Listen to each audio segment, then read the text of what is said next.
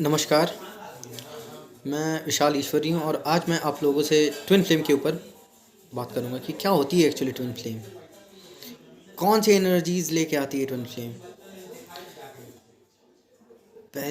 पहली बात तो ये, इस लाइफ टाइम में ट्विन फ्लेम का होना बहुत रेयर है। सबका नहीं हो सकता है। वो उसी का होगा जो अपने पास से कोई चीज़, कोई रिलेशन, बहुत इन डेप्थ रिलेशन हो किसी का, और वो इस लाइफ में उसे लेके आए। अगर आप अपने होरोस्कोप देखें, अगर आपके केतु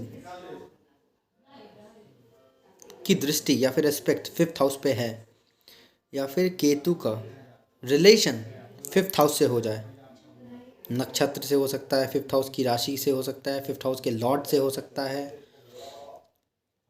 और अगर शनि देव आपकी फिफ्थ हाउस पे एस्पेक्ट दे दें, तब आप एक ट्विन फ्लेम की एनर्जी से इस लाइफ टाइम में आप गुजरेंगे। ये 110% ट्रुथ है। और आप ट्विन फ्लेम हैं, ये आप पता इससे भी कर सकते हैं। आप अपने पार्टनर का होरोस्कोप देखें, होरोस्कोप चार्ट देखें, आप अपने सेवेंथ हाउस को देखें और अपने असेंडेंट को देखें। मैं एग्जांपल बता रहा हूँ। अगर आपकी लग्न चार्ट एरीज असेंडेंट की है और उसके ठीक अपोजिट लिब्रा असेंडेंट होती है, जिसको तुला राशि कहा जाता है। अगर आप एरीज के हैं तो आपकी वाइफ, जो डिनोट करता है आपका सेवेंथ हाउस, उसमें 7 नंबर होगा। सेम चीज़ आप अपनी वाइफ की चार्ट में देखें। अगर आपकी वाइफ में, जो आपकी स्पाउस की हाउस है सेवेंथ हाउस, अगर आपकी वाइफ की चार्ट में सेवेंथ हाउस फर्स्ट हाउस पे है, असेंडेंट के रूप में तुला राशि है, और सेवेंथ हाउस में आपकी वाइफ के या फिर आपकी स्पाउस के या फिर वुड बी स्पाउस के या फिर गर्लफ्रेंड के चार्ट में सेवेंथ हाउस में एरीज असेंडेंट है, मतलब ये कनेक्शन है।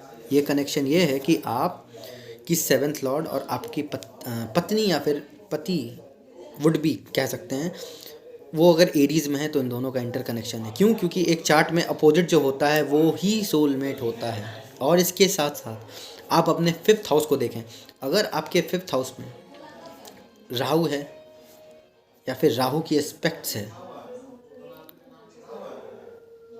आपके फिफ्थ हाउस में कोई भी साइन हो, डजेंट मैटर, आपके फिफ्थ हाउस में कोई भी साइन हो, आपके फिफ्थ हाउस में अगर राहु है कोई भी साइन में, एनी साइन, और आपकी वाइफ के भी चार्ट में फिफ्थ हाउस में अगर राहु है और 11th हाउस में केतु है, मतलब आपकी और आपके स्पाउस की चार्ट में फिफ्थ और 11th हाउस में अगर राहु केतु का कॉम्बिनेशन है, साइन कोई भी हो, तब आप ट्विन फ्लेम की जर्नी में ट्रैवल कर रहे हैं। ट्विन फ्लेम का मतलब जान लीजिए, वो बहुत रेयर होता है, और साक्षात शिव का जब कृपा होगा तभी हो सकता है।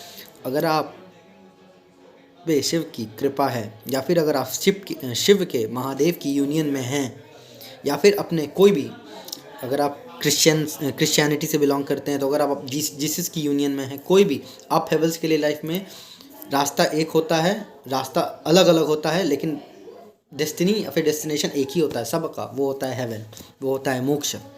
तो आप अपने इस लाइफ टाइम में शिवा की यूनियन में हैं, अगर आप ट्विन फ्लेम से गुजर रहे हैं तो। और वो, इसको अदर वर्ड में ही कहा जाता है कुंडलिनी शक्ति। जब शिव जी का, हम हमारे हिंदुइज्म से, अगर शिव जी का माँ काली के साथ कनेक्शन जुड़ता है, जब माँ काली और शिव जी दोनों एक दूसरे के साथ आते हैं, सामने आते हैं, तब शक्ति बनती है। सो आप कि अगर चार्ट में और आपकी वाइफ या फिर स्पाउस के चार्ट में अगर ये सेम चीज़ है, ये सेम कॉम्बिनेशन है, तब आप ट्विन फ्लेम की एनर्जी में से गुजर रहे हैं, ट्रैवल कर रहे हैं, या फिर करेंगे। वो निश्चित करेंगे। अगर है कॉम्बिनेशन तो सेम हाउसेस भी सेम, और राहु और केतु का इन्वॉल्वमेंट सेम जगह होना चाहिए। साइन कोई भी हो, कोई फ़र्क नहीं पड़ता है, तब आप